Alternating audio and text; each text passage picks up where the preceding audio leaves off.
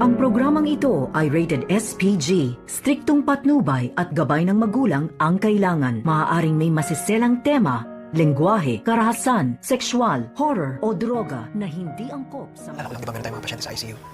Nag-respond sila kapag kinakausap sila ng mga pamilya nila. Diba? What if gawin mo yung kay Sir Pepe? Baka makatulong. Awang-awa naman itong si Doc Lendon Javier habang naabutan niya itong si Annalyn Santos na tulog dito nga sa upuan at sa labas ng kwarto ni Don Pepe.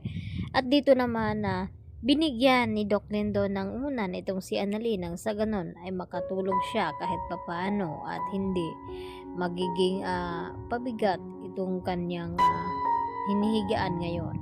At dito naman na masinsinan din na kinausap ni Doc Lendon Javier itong si Annalyn na naalala daw niya nung ito'y nasa stage na ang kanilang pasyente na nasa ICU na sinusubukan ngang kausapin at nagre-response naman. Bakit daw hindi subukan ni Annalyn na yun ang gawin niya dito kay Lolo Pepe nang sa ganon ay makakatulong ito. Kaya hindi na nga nagpatumpik-tumpik pa itong si Annalyn, kaya agad na pumasok itong si Annalyn dito sa kwarto ni Don Pepe at kinausap niya itong kanyang lolo. At dito nga nabanggit ni Annalyn ang babae na dumalaw dito nga sa kanya at hindi naman katakataka dahil marami daw ang nagmamahal dito kay Sir Pepe dahil sa mabuting puso ato at mabait sa kapwa-tao.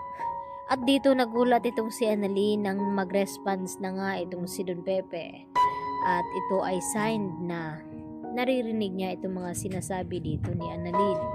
At dito naman na unti-unti na magkakamalay itong si Don Pepe at malalaman na nga niya na itong babaeng dumalaw dito sa kanya ay walang iba kundi apo niya rin ito na anak naman dito ni Giselle. At ang gustong mangyari ni Don Pepe na sana raw ay sila muna ang makakaalam at hindi muna ito makakaalam dito kina Moira at Zoe dahil may plano nga itong si Don Pepe na bubulagain at sorpresahin ni Don Pepe itong sina Zoe at Moira dahil alam niya na sila nga ang may pakana ng lahat na kung bakit nasa ospital ngayon itong si Don Pepe. Kaya naman nang makalabas itong si Annalyn sa ICU ay dito naman siya napaiyak at napayakap na lamang dito kay Doc Lendon dahil tama ang sinabi nito na kausapin nga itong si Don Pepe baka makakatulong. Samantala dito naman nagkakaroon ng tampuhan itong sina Giselle at itong si RJ. At pagkatapos nga nagkasagutan ng dalawa ay dito lumapit itong si Doc Rey Meneses dito kay RJ at sinabihan ng kapatid na sana raw ay masanay na itong si RJ na mainit talaga ang dugo dito ni Giselle dito kay Moira at kay Zoe dahil sa mga nangyayari noon sa kanila.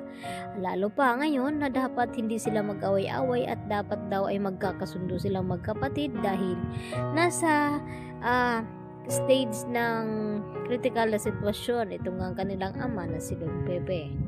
At dito naman na tila natauhan din itong si RJ na kinakailangan niya rin na humingi din ng sorry dito sa kanyang ate Giselle sa lahat ng mga nasabi nito dahil hindi naman sinadya ni Giselle na mapagbintangan itong si Zoe dahil hindi daw niya mapigilan ang kanyang galit dito sa mag-ina na ito dahil sa dami daw na ginawa sa kanila noon. Sa kabilang banda, nakauwi na nga itong si Lynette dito sa bahay nila Carlos at ganun pa rin na wala pa rin ng babago dahil na-trauma pa rin itong si Lynette kahit nagpasama na nga siya dito kay Chang Susan. Nang makarinig lamang ng kalaskas ng pintuan itong si Lynette ay agad naman na nababalikwa siya ng tulog at nagulat kung sino nga ang papasok, baka saktan siya muli. Yan ang ating pakaabangan bukas mga kapuso, kaya dito lamang yan sa Abot Kamay na Pangarap. Yan lang po at marami pong salamat sa inyong panonood.